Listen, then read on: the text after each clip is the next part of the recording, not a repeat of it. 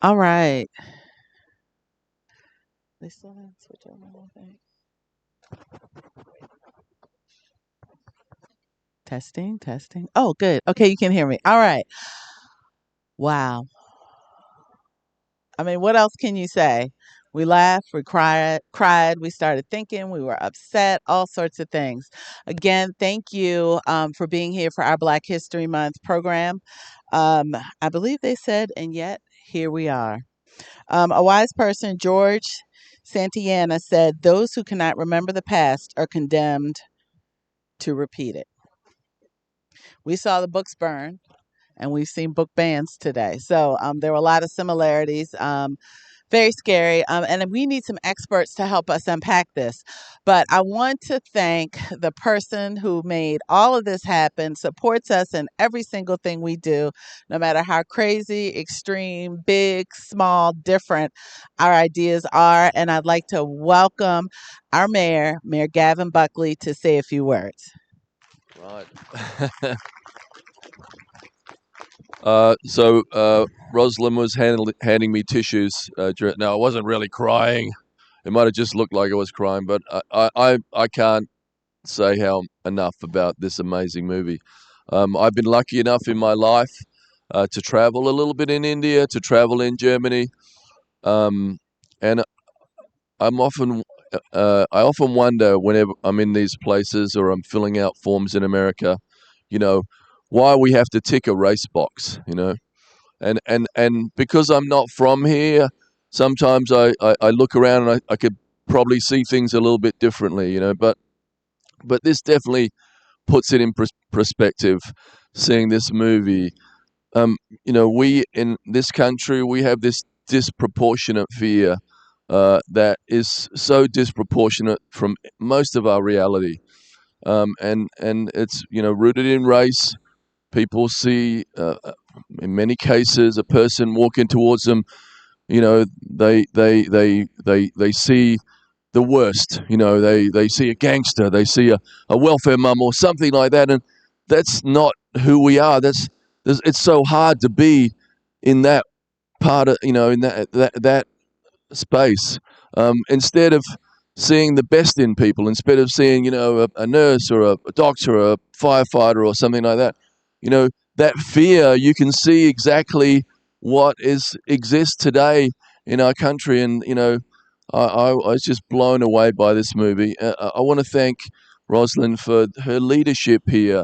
These are big ideas. We love big ideas. We live in a great place that I hope we're making better. But when I see this happen and I see what's going on in the current political situation, uh, it is scary, and you do see history repeating itself.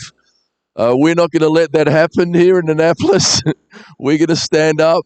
But I just want to say, please give yourselves a huge round of applause. It's so awesome to see you all here. And thank you so much for letting me be part of this. Thank you. Thank you. Thank you, Mr. Mayor. We have some wonderful raffle prizes that we're going to raffle off at the end. And I want to thank our amazing team, Lakeisha Simmons, who's our Chief of Recreation. She really pulled all this together. And Chucky, I'm sorry, Harold Lloyd, I'll use his government name. Harold Lloyd is here, and then Wesley Wood. So thank you all for pulling this together. We have an amazing team. With that being said, we have a rock star panel. You are in for a treat, another treat. It's like the gift that keeps on giving. Everyone's bio is in your bag. It would take us 30 minutes to introduce the panel and all the amazing things that they've done. But I will turn it over to our amazing delegate, Shanika Henson, who is always fighting hard for our Annapolitans and Marylanders in general to make sure that things don't repeat themselves, the horrors and the tragedies. So I will turn it over to the delegate and she will introduce the panel. And then I believe you have some questions for them. So I'll be quiet and let you all talk.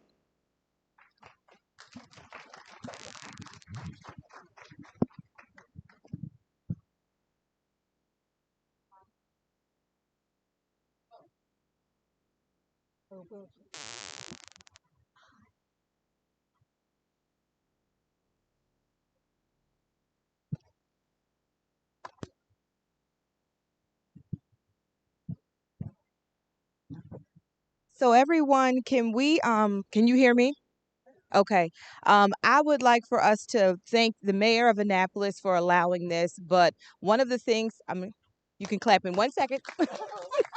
One of the things that your job when you are the mayor, you are responsible for making sure that your city is staffed with talented professionals who can execute your vision. One of the great things about our mayor is that he's a visionary. And if you know about that, you know that you can't pay for that. You can't put that on a job announcement and say now hiring visionary. You either are or you aren't. But when you are a visionary, you need a strong group of executive leadership that will carry out the vision.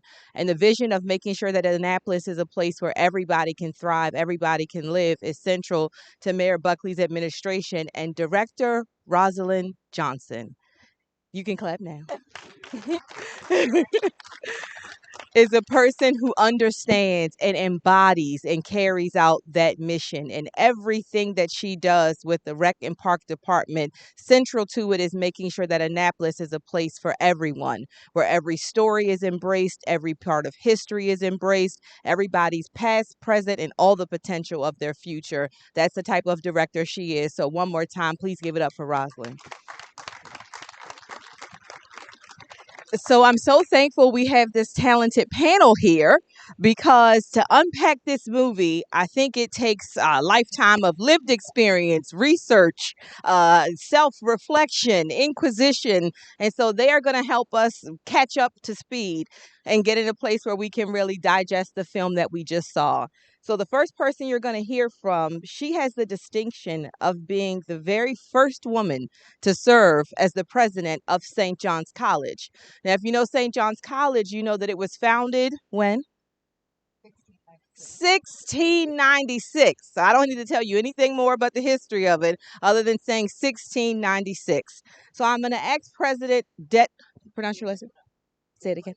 Dip Leitner, if she will start off the panel by telling us what are your initial thoughts and impressions of the film that you just saw? Thank you, Delegate.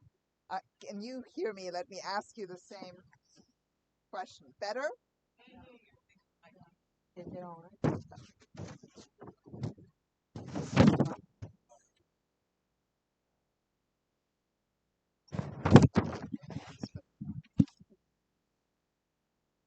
None of us are AV professionals, so we're just going to get this mic started. He's fixing it, so I'm going to pass this microphone over and ask her to kick it off for us. What are your initial thoughts, impressions, takeaway from the movie? Let me start by saying something. When you asked me about what year the college was founded, and I said 1696. And what I always see associated with that is it was founded with tobacco money. And I just want to get rid of that story because tobacco money, it's not a thing. I mean, it really was founded with the work of people who were never paid for the work that they gave and were terribly abused in order to make this college a reality. So I think we need to change some of our stories is one of my initial reaction to this movie. I also have to tell you just about myself, which probably will help situate some of my comments. I am German. I grew up in Germany. I went all the way through high school there. So I always have very strong reactions to kind of the German part of the story. And I was just really struck by the parallels. And I have to say, the final scenes to me are the hardest to watch. It's the second time I'm watching this movie, and I think it's even harder to watch it the second time because you kind of know what's coming. And it's amazing the power of the scenes and how she really makes the point, how a cast plays this powerful role in all these systems. And they're not the only ones, but they're really amazing stories to tell. So I just think it's an amazing filmmaking feat to tell a story about how a book was created. It's also a way to get the book further distributed because it's some of us watch movies, some of us reads books, some do both.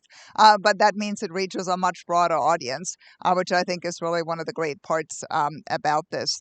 There's so much to say, and I know all of us will have a lot to say. So why don't I turn the microphone over so that we can get more reflections and more thoughts on this?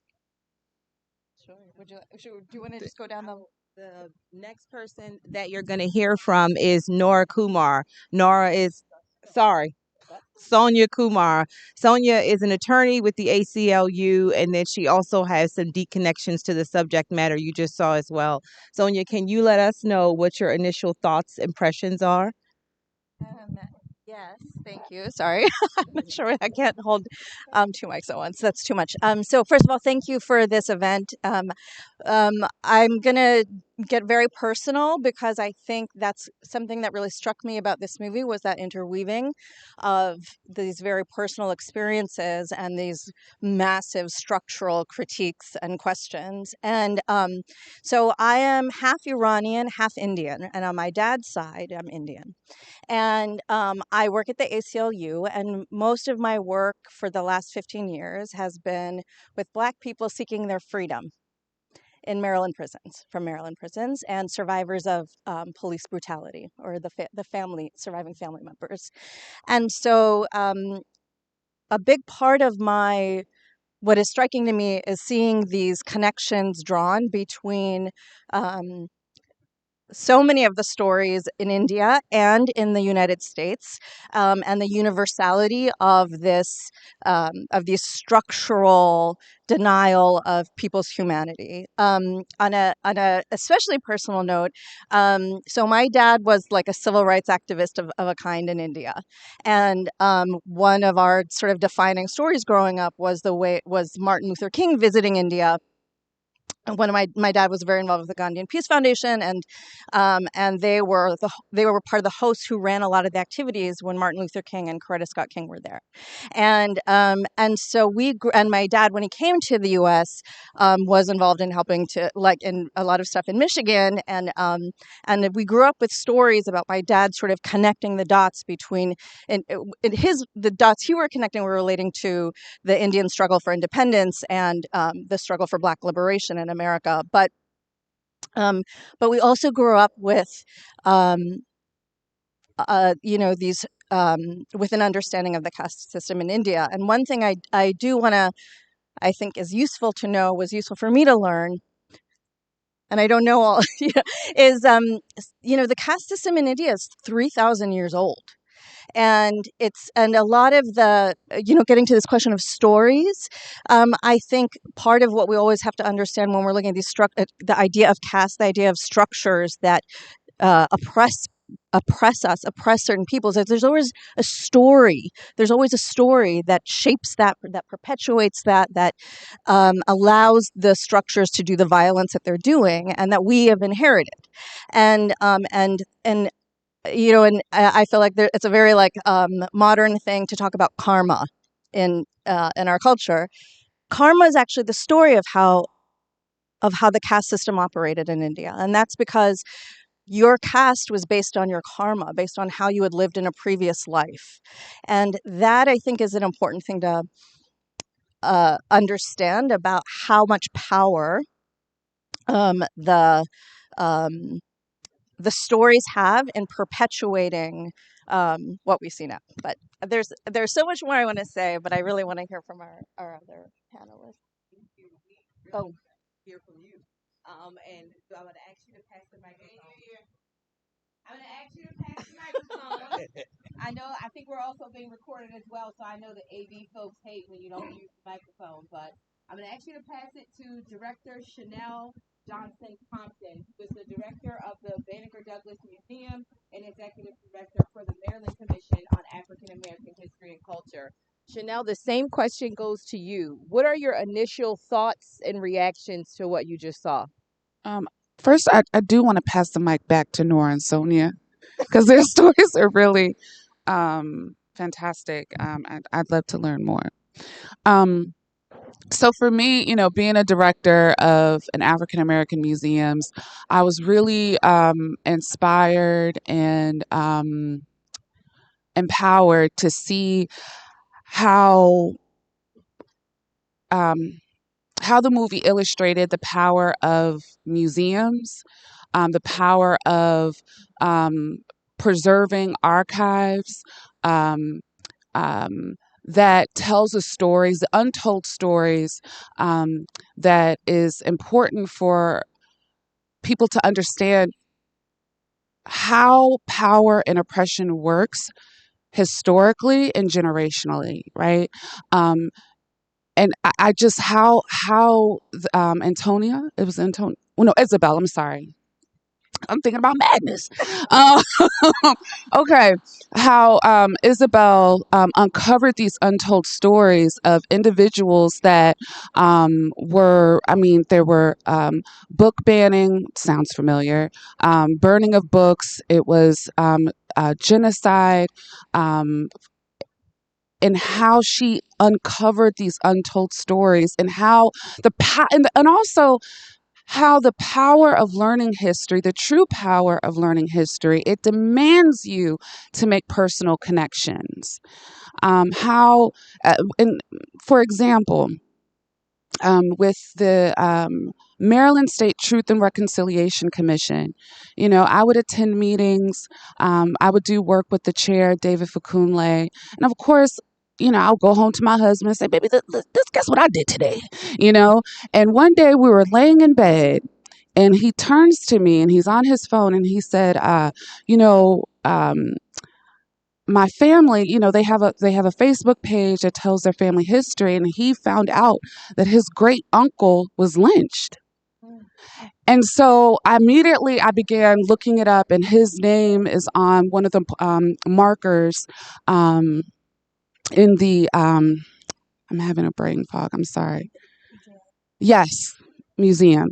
And so that, I mean, we struck me on how history and uncovering these stories about the past, we are intrinsically connected with that. Same question to Carl Smith, civil rights activist in Annapolis. Your sister and your work, I would encourage you to get. Well, let me first, Rosalind, it cannot be said enough. What you've done tonight is absolutely brilliant. It's the last day we celebrate Black History Month. What a way to culminate that experience. For me, this movie really is a lived experience. There are Annapolitans in this room who can relate to the movie. When I saw Al Wright, the young boy who was told not to touch the water, for some of you who may not be aware of this, in Annapolis, Cynthia, you'll remember Tony Bryant. Tony Bryant was an 8-year-old black boy that played football with the Elks Lodge. And they won the game, just like you saw in the movie. And they went to celebrate. And he was not allowed to participate in that celebration here in Annapolis. For those who do not know it, where the Annapolis District Court is today, that's where the Elks Lodge used to be. In 1975, the United States Department of Justice came here, investigated that complaint, and the Elks Lodge was required to pay $29,000. 1975, history just moved on. I knew the grandmother of Tony Bryant, and I think he was affected by that for the rest of his life. In 1991, here in Annapolis, we had 12 private clubs that discriminated against people of color and women. One of those clubs, the Annapolitan Club, was a club that all of the lawyers belonged to and all of the judges, considered a very prestigious club. The Elks Lodge had 1,500 members. And in 1991, we put in a bill, Gavin, before the Annapolis City Council that simply said if you discriminated against people based on their race or their gender or their religion, you could not get an alcoholic beverage license. At Annapolis City Council meeting, the Elks flooded the place. And this moment came, and I'll never forget it. Her name was Ruth Gray. She was a member of the Annapolis City Council, and 1,500 members. City Hall packed. It took courage to vote on this bill. The bill passed by one vote, 5-4. Ruth Gray cast the deciding vote, and here's why she did it. The grand exalted ruler came in, said some horrible things about black people. It's a matter of public record. But he didn't want to say that the reason why they were not allowing blacks to come in had anything to do with racism. He said the real reason we don't want to change the rules, because the way this particular law was structured, it would allow women to come in. And if we had these women come in, they would change what we do. I've never been a member of the Elks Club, so I can't tell you what they do. But if it's something that denies women from being there, I probably wouldn't want to be there anyway. And that vote was passed 5-4. And to show you how these issues continue to impact on us, when the city council passed a law which was upheld by Maryland's highest court, the Elks sold this property and moved to its new location outside of the county, with the idea being that they would be able to continue their practice. But little did they know the Supreme Court would later struck down private clubs that discriminate against people and who received a tax refund. So there's a lot of things in that movie I could really relate to. And I end on this note because it's so personal. Trayvon Martin, 17 years old.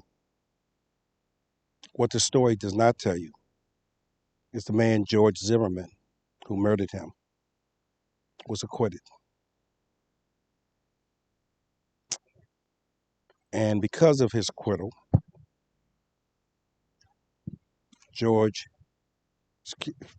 because of the acquittal of Trayvon Martin, that was followed by Michael Ferguson, 18 years old, Antoine Black, 19 years old, Freddie Gray, 25 years old, Breonna Taylor, 26 years old, and then George Floyd. We live in a community together, but we still have not reached the point where we know each other. Thank you again. Thank you, Carl. You can clap. Yeah. Um, I want to go back to our university president. We saw in there in the movie, Germany was on the brink of World War II. And they were asking for a book that spoke about World War One, and you saw that the book was banned, that people didn't have access to that knowledge and that information, and perhaps couldn't learn the lessons that we already learned the hard way. As a university president, as a person with personal connections to the country, can you give us your thoughts and impressions on what you saw in that scene?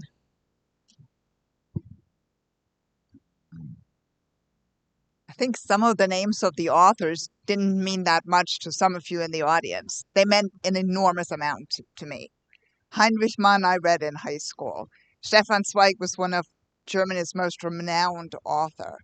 Sigmund Freud, we all know. They talked about his books being banned and burned. Erich Kästner was the one who broke my heart. He was actually one of Einstein's favorite authors, probably around the same time that I liked him. He was a children's book author.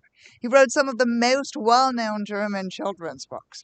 I mean, all of these were actually the leading intellectuals. And this is one of the most striking things about this. And then, of course, the book they asked about, All Quiet on the Western Front, it shows the horrors of World War One, the trench warfare, the pointlessness of that war. And then, of course, it set kind of in part World War II in action, because the whole story is that there was treason on the home front. And of course, the treason was then ascribed to Jews, which was truly outlandish. German Jews served in the German military like anybody else. I mean, this is one of the caste stories. You could not tell by looking at someone what religion they are. I mean, religiously, Germany was always segregated, but it was often Catholic Lutheran rather than, and then Jews were just a separate category. But nobody would know that on a daily basis when you went grocery shopping, and certainly you wouldn't know in the trenches of World War One. So books disappearing to me is very scary. It's even scarier when you teach at a school that kind of talks about good books, major books, books that have kind of moved the world. That's what we're built on.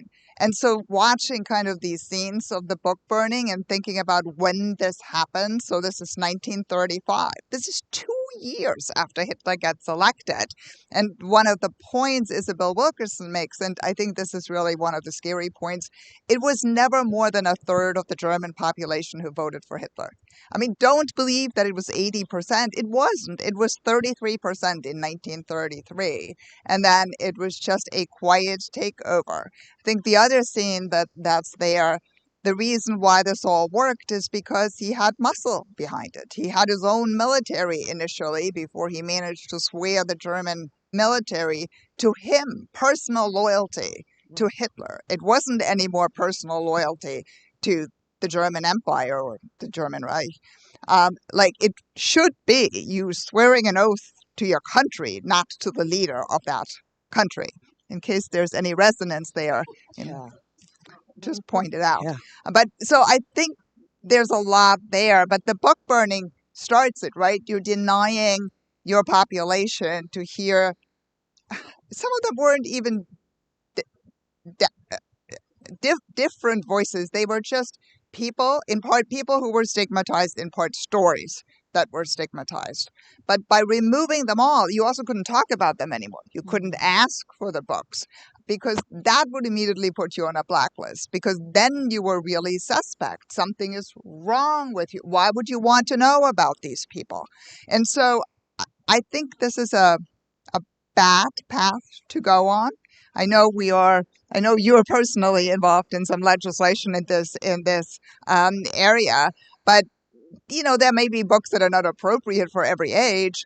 But by the time you're an adult, why not give access to books? What is it that a country has to hide, a government has to hide? And of course, there were. I think there was the point is also absolute power. You can deny access to these things and you can destroy them. And that public destruction, I think, is a really powerful scene there. Yeah, it is. I'll ask you to pass the mic to our attorney on the panel. And I think that the next question ties into it kind of is the intersection between what we saw with the book burning and the reasons that you were able to do that because of the system of laws. We saw several times where the system of laws gave the reason, gave the cover, the justification, whether it was banning interracial marriages, whether it was a system of chattel slavery that was based on Black people being seen as property and not persons. It was the law that in time and time again in the film came back to be the reason that these atrocities could be committed. Could you give us any perspective on how the law and the system of laws contribute to what we saw in the film? Yeah, that's such a difficult question. I think laws are supposed to represent how we're organizing ourselves, right? So they're, in a lot of ways, a very pure representation of sort of our structural, how we're organized structurally. At the same time, I also want to point out that I think laws don't explain everything. And so, for example, um, in India, they banned this sort of discrimination on the basis of untouchability in the constitution that Ambedkar wrote. There are plenty of laws on the books in America that forbid race-based discrimination. There are in every, and I think what we see sometimes is that laws perpetuate these structures, right? So the way the law, and I'll use a very sort of, I think, salient example is, so in the US, one of the things that courts have demanded in order to prove race discrimination is that there was an individual intent to discriminate, right? And that prevents us from being able to attack structural racism, the cumulative structural disadvantaging of groups of people. And so that's like a very powerful example of how laws, even while they're silent, can perpetuate the structural failures that exist. And I think, when we, I don't want our conversation to only be like, oh my God, everything's terrible. I think, one of the things I'll urge you is when you are walking around in the world, be attentive to how structures are operating and be careful about conflating wanting accountability for individuals who do wrong with systems failing people. Like, I'm very tired of hearing it's one bad apple. It is a system that perpetuates this, and there are many parts of the system, and it's not just the police, it's the courts, it's the medical examiner, it's all of these things, it's the laws, it's the way judges interpret things to protect police. And so I think, be attentive to your laws. We're in Annapolis, where they make the laws of Maryland. We're being moderated by one of our brilliant state legislators, who I believe was the first Black woman in her position. So for those reasons, I think that there are so many ways that you can influence. And I think, these are structural things, but us coming together is how we affect the change in the structures.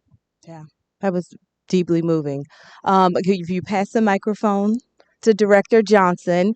Director Johnson, I want you to touch on the power of memory, of when you saw the images in the film about the monuments that were erected in Germany to make sure that people never forgot.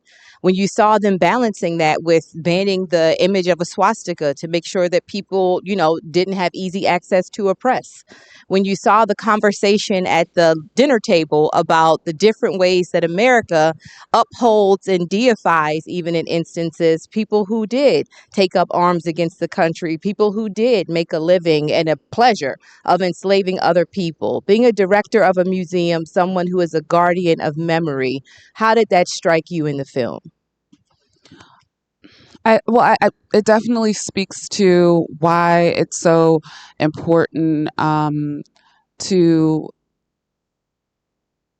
and I'm speaking from the purview of working at an African American museum, why it's so important for our institution to document these untold stories through oral histories, through genealogical research, um, um, through exhibitions. It's incredibly important because when you lose these stories, that's when our collective memory becomes distorted. Mm-hmm. That's when we um, create a look through the Confederacy through a heroic lens. Yeah. I'm shocked when even in the 2020s, you would ask someone, why did the Civil War happen? And they say, oh, states' rights, still in 2024. So I think that when it comes to memories, documenting real life experiences of those that understand what oppression looks like, feels like, that have lived through it, and telling those stories it is a way to combat systemic racism. So case in point, when you think about the writings of Frederick Douglass, right? When you think about the autobiographies of the individuals that lived through enslavement, that was the foundation for the abolitionist movement. Right, that was the call for social change. That was that's what and even when you, so I'm rambling, but but those memories, those documented firsthand experiences is incredibly important to build empathy and humanity and connectivity around social change. and allows others to see each other's humanity, and to burn the system down of oppression. Yes, Chanel. Yeah. And And mass passing, incarceration. yes, to Carl.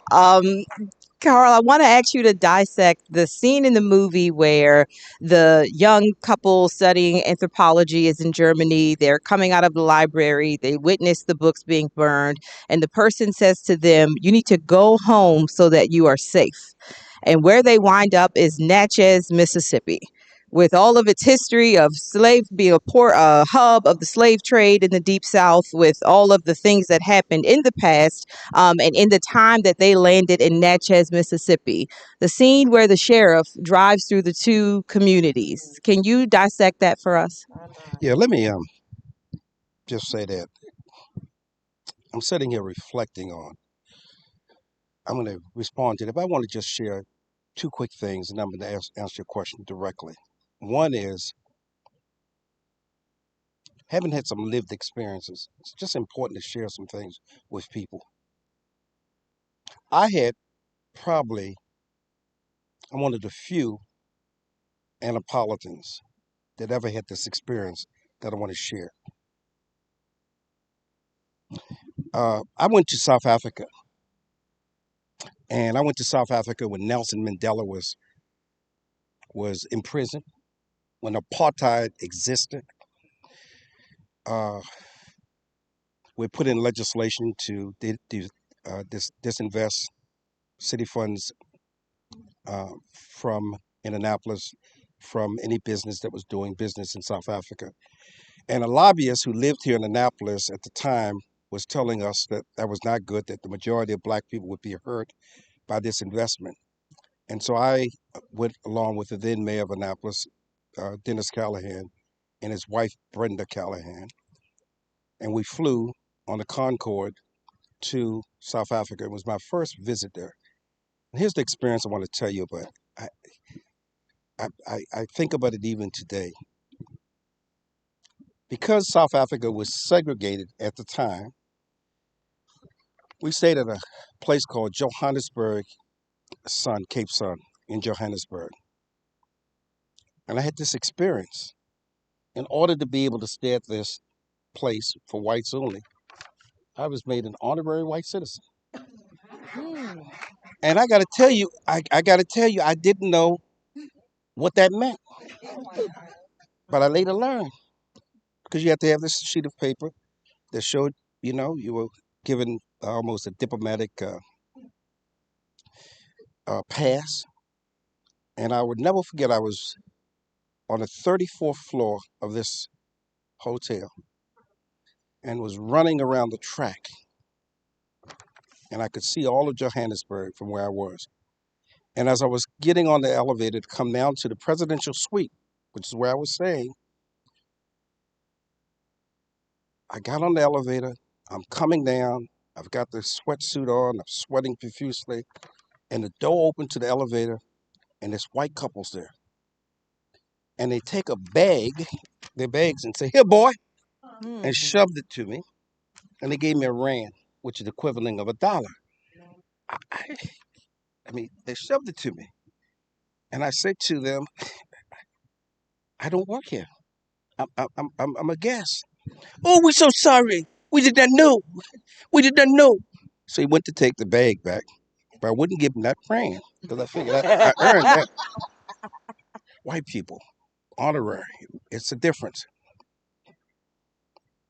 The movie, for me, and the scene that you described, Shanika, is what I've seen all my life. It's called Courage. Of all the things that happen in the movie, there's a scene that comes at the very end. They mention it once, and then it comes at the end. But to me, it's the most important scene in the whole movie. You know how many people that I know here in Annapolis and elsewhere, when they are given the opportunity to do the right thing, they don't cross their arms as you saw in the movie. They kind of go along with the program. Mm. And people will tell you that they're well-meaning people. I really don't have any problem with blacks, they say, or women. But don't want to get in trouble. Yeah. I admire courageous people. I've come to learn there are not a lot of courageous people. Yeah. In my opinion, 2024, this election is going to define who we are as Americans. We have never had a greater opportunity as a nation to speak as to who we are. The movie never mentioned Donald Trump by name. But when you talk about vermin, when you talk about the language he uses that Hitler uses, when you talk about making people less than human, as he has done over and over again, because you are not an immigrant, because you're not a Latino, I don't hear people speaking up when he dehumanizes them. I am of the opinion that just as that couple in Mississippi was willing to risk it all, we need people who have the courage to believe once again that while this is not a perfect nation, we all have the responsibility to make it more of a perfect union. Lots of people being hurt, and we collectively have the responsibility to stop the pain. And I'm so pleased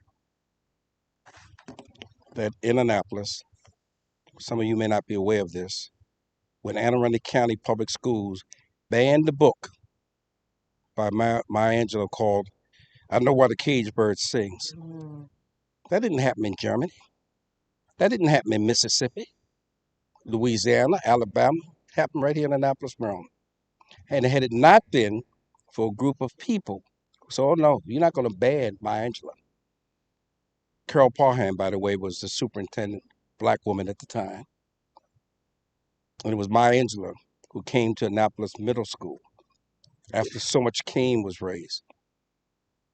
And she defined what courage is. The ability to be able to stand up, speak up when others will not. Yeah. Thank you. Can I just say one thing? Please. Carl, you represent the best of Maryland. I mean, I'm serious.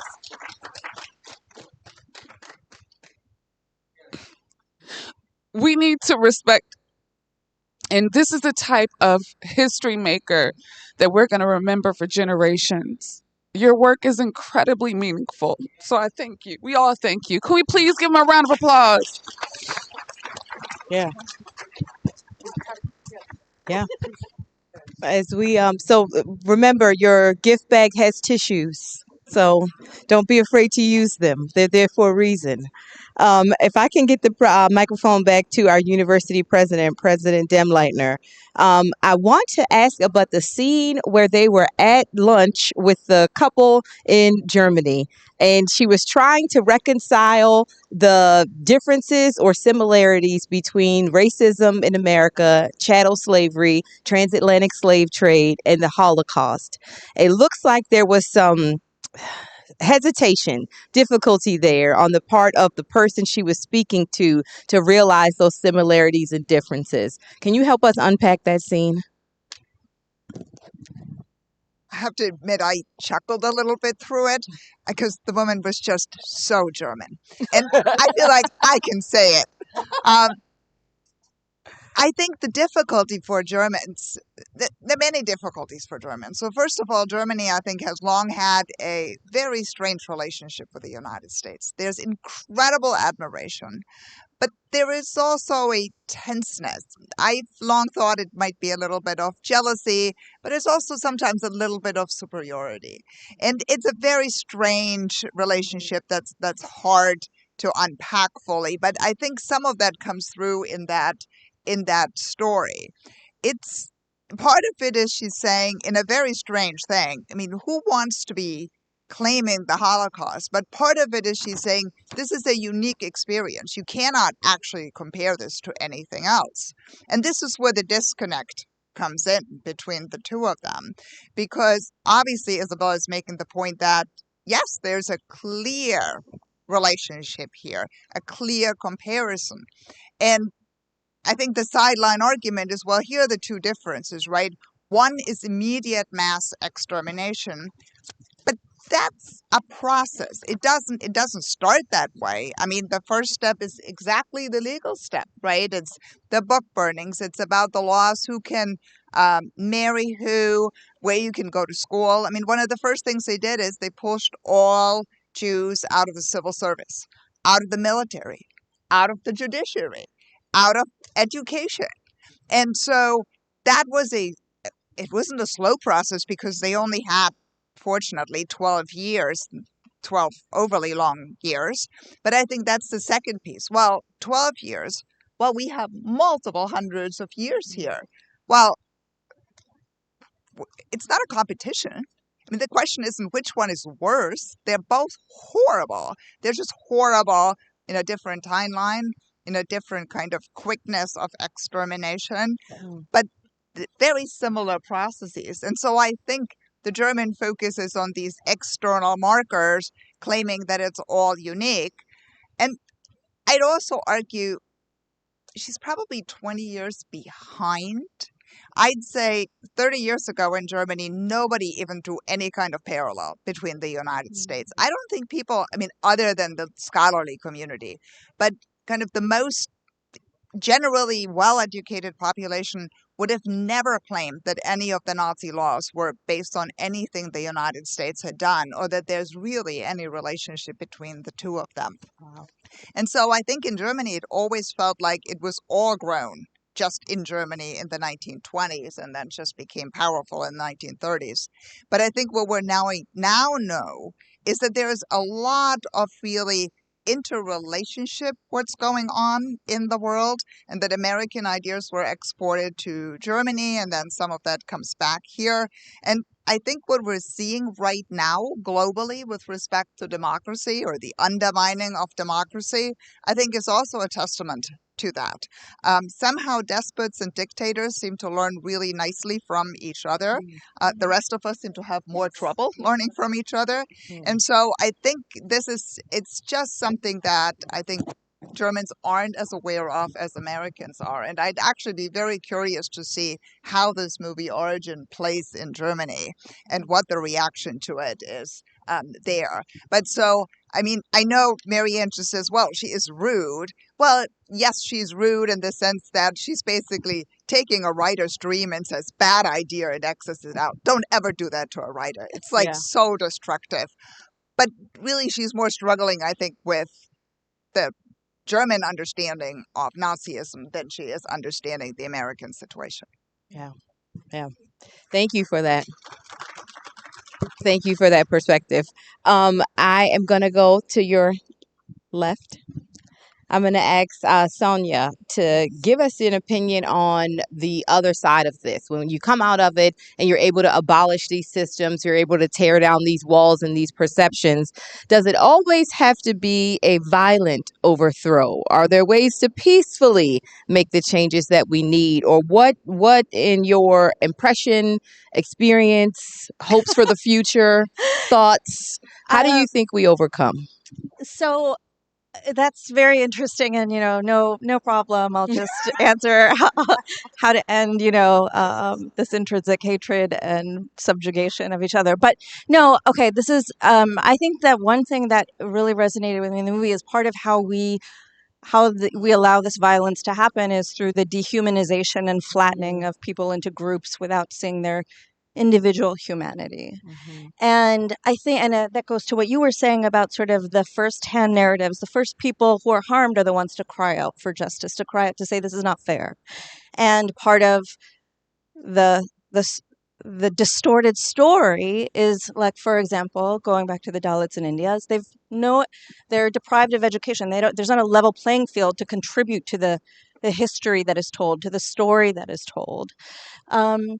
And this is going to sound like a little bonkers, maybe, but I believe this is part of the message of the movie. I really do believe that love conquers a lot of this. If we organize ourselves in the way that Carl, I think, really beautifully encapsulates as a living person, this idea of love for ourselves and love for each other, and finding the commonality in our struggles and in our structures that harm each other transnationally, globally.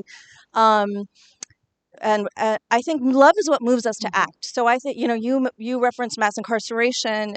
Maryland has the worst racial disparities in our prisons in the country. We beat out Mississippi. We do. Okay, we beat out Mississippi, and think about it: America's worst in the world. Maryland's worst in America. Yeah. Wow. Yes, there's legislation that's addressing this. So, but I think, Tomorrow. but part of what is dismantling that is the love that people on the outside have for their loved ones who are inside. That is what brings them to Annapolis. That is what makes them call lawyers like me. That is what makes them look for solidarity in community organizations. And that's what makes, some of the women I know went to law school to fight for their family members. And I think the same is true with like the Dalits in India. Like Ambedkar was fighting for people because he loved them, because he saw their humanity. He wanted other people to love them. And I think they're so, I just can't say it enough. I think like Che Guevara has this statement of like the true revolutionary is motivated by a deep love. And I think that is absolutely the answer. And there are ways to express that both individually, but like structurally. What does it mean to actually embrace that idea that everyone deserves love? And the flip side of that is part of the way we harm, and what facilitates harm is also the lack of self-love, in the sense that if I am not held above, then I'm going to be less than. I can't be complete without being superior. So, maybe I should have gone to philosophy, but I do Yeah, really very good. believe, the answer is always start there. I love that. Love. And that you pointed out that that's one of Carl's calling cards. I'm sure if he had his way before you left tonight, you would tell your neighbor you love them. And we'll pass that on to Director Johnson. I want to ask you, and you touched on it in a physical way, but she spoke about the containers, putting yourselves and other people in containers, and then putting that label on. And she said you learn to trust the label and put it on the shelf. You spoke about mass incarceration, which is a container in a different way, whereas hers was more a metaphorical container that we put people in. But I want you to speak about the way that we trap people into identities that we have for them, that society has for them, and how we're all limited when we get stuck in those boxes. Okay, so I'll use the framework of mass incarceration. So Maryland, yes, has the um, incarcerates the largest amount of African American men. I think between the ages of 18 and 24, and most of them are from Baltimore City. And if you know Baltimore City, that is that is a very visible caste system, as far as how Black people are treated in the city, particularly Black people that are not considered quote unquote middle class. So, what was the question? Oh, let's just talk about mass incarceration and why.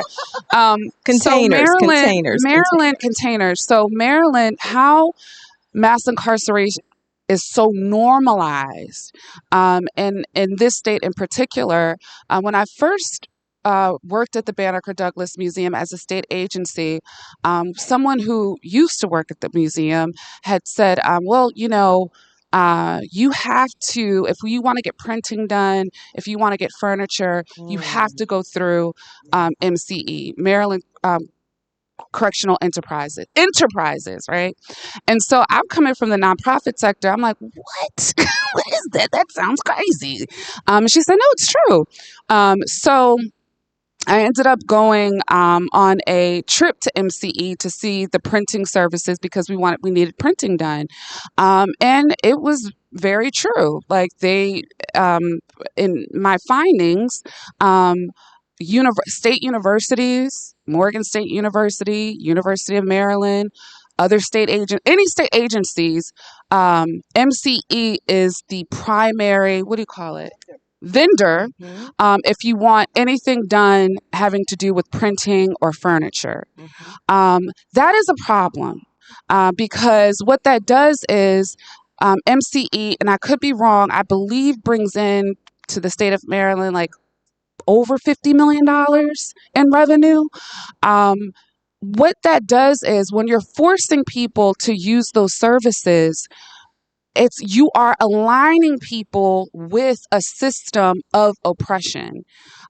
So you're feeding this machine of capitalizing off of the labor of of prisoners. Yeah. So that is fundamentally wrong. So if you think of the capitalistic system of enslavement and how that drove the global economy, mass incarceration also drives the U.S. economy as well. So there is legislation on the floor to, I believe, Senator, is it Senator, not McCrae, oh my goodness, Antonio Hayes, I believe. I don't know. Am I on camera? I don't. Okay. Google it. There is legislation on the floor to end the state of Maryland's relationship with MCE as being a primary vendor, Yeah. which needs to happen. Let me just say this: at the Banneker Douglas Museum, we go through our foundation to get our printing done. We write grants. We do everything that we need to do to not feed into that system of oppression that has very close ties to the system of enslavement. Thank you, Chanel. Thank you. Tubman. Carl, I want you to touch on for us, and then the next question will be the same question to all the panelists as we wrap up. But the last component we want to dig into the dual sides of superiority and inferiority that were expressed in the movie, that one feeds the other, that one can't exist without the other, that in order for people to maintain a false superiority, they had to be someone that was on the other receiving end of inferiority. Can you help us unpack that? Yeah, I want to tie in something that was said earlier, but love and deal with the superiority and inferiority. Many of you know that my mother lived to be 104 years old, and I used to have the opportunity to talk to her about various experiences she had lived experience.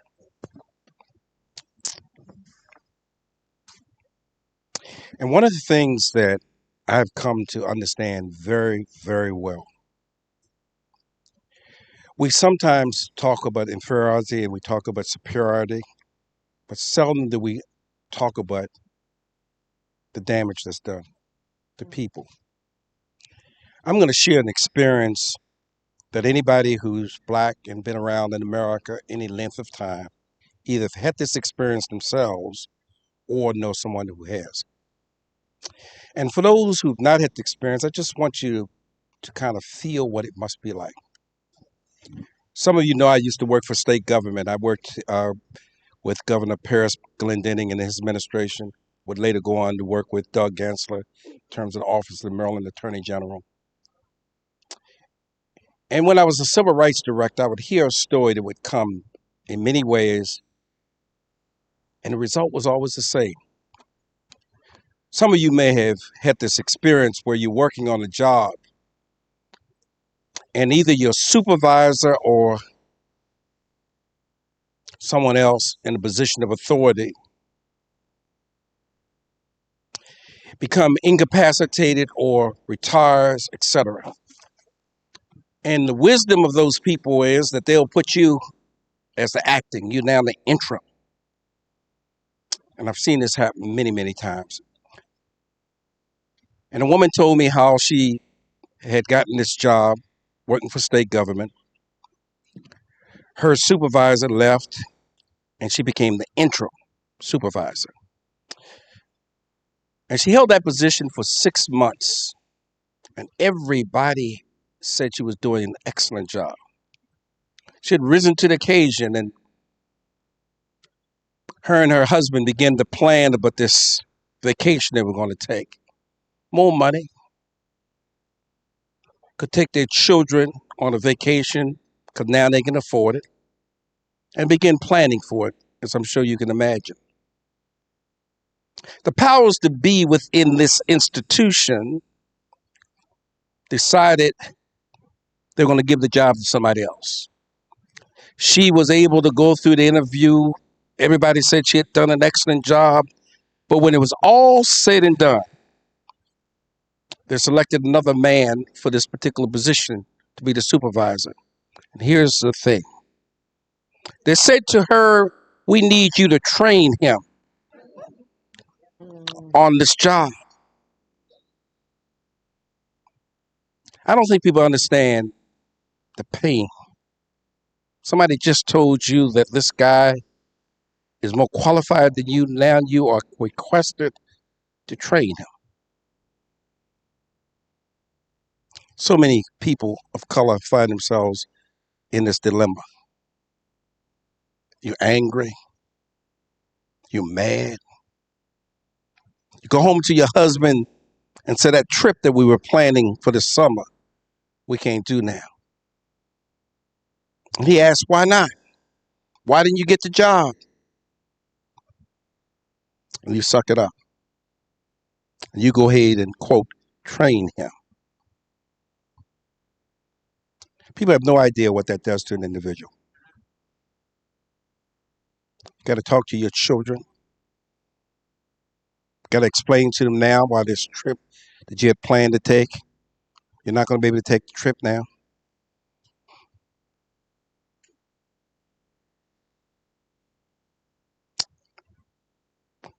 I have seen things in my life. Back to this movie. The white man said, I know you're not from here. You didn't look me in the eye. You can't be from here. I've seen grown men.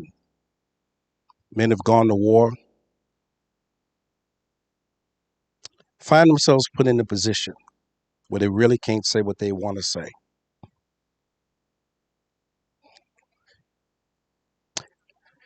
You know, Martin King once said, and this is why I think it's connected to the movie, injustice anywhere is a threat to justice everywhere. And when I looked at those people, the untouchables, put in that excrement, just there.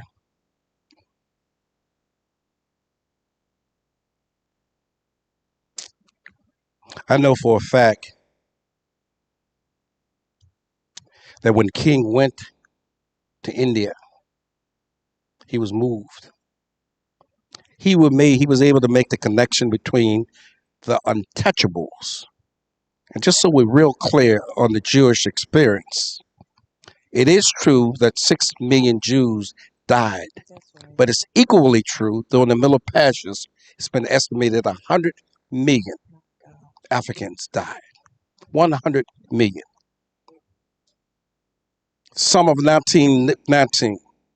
There's so many black men that were lynched, including in the city of Annapolis and Anne Arundel County. Nobody knows the official numbers. And lastly, if you are a mother, please relate to this experience that I just heard. It's a Frederick Douglass story. Frederick Douglass, as we know, was a slave on the Maryland Eastern Shore. What I did not know until very recently was his mother was a slave as well. And his mother said to him, or the mother said to her slave master, will you allow me to see my son, Frederick? And the slave master said, you can see your son under two conditions. One, you must do all the work that needs to be done. And two, you must be back at a certain hour. And so Frederick Douglass' mother walked 12 miles to the plantation where he was, spent 15 minutes with him. And during those 15 minutes, she hugged him, she held him, and she allowed him to sit in her lap. And Douglass tells the story that it was because of that experience. He knew he had a woman that loved him, his mother. He knew his mother because during slavery, many people did not know their mothers. But the thing that was so empowering in his story. He said when his mother put him in her lap, he felt like a king sitting on a throne.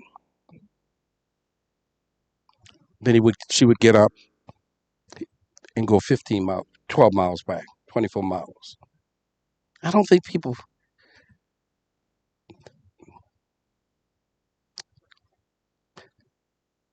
his mother helped him understand that he was not inferior to somebody.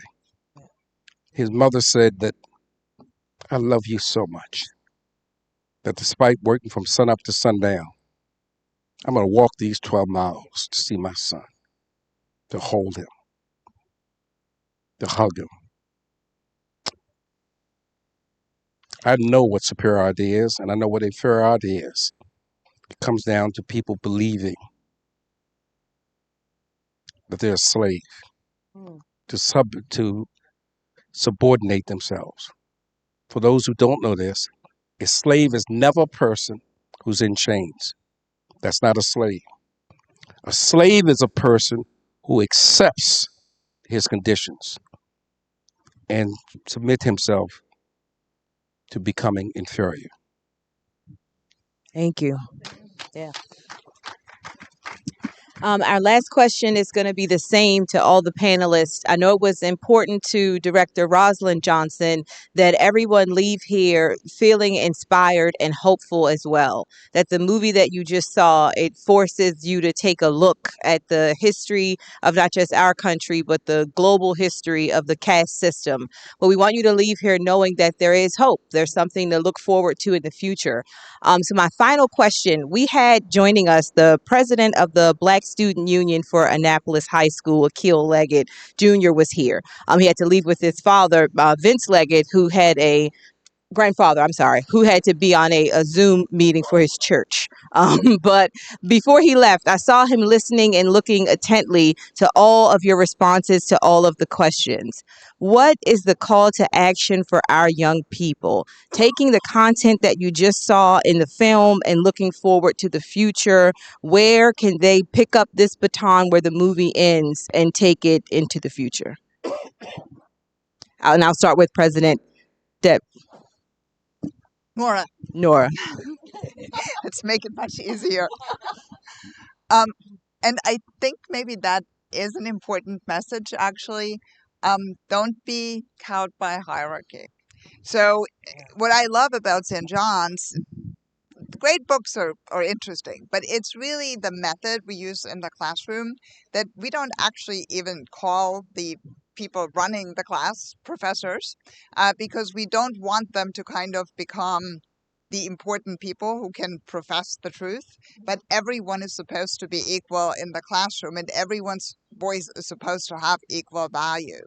And I think that's an important thing to remember, especially for young people. I mean, we older people have all created hierarchies, right? And reporting structures and whatever it is.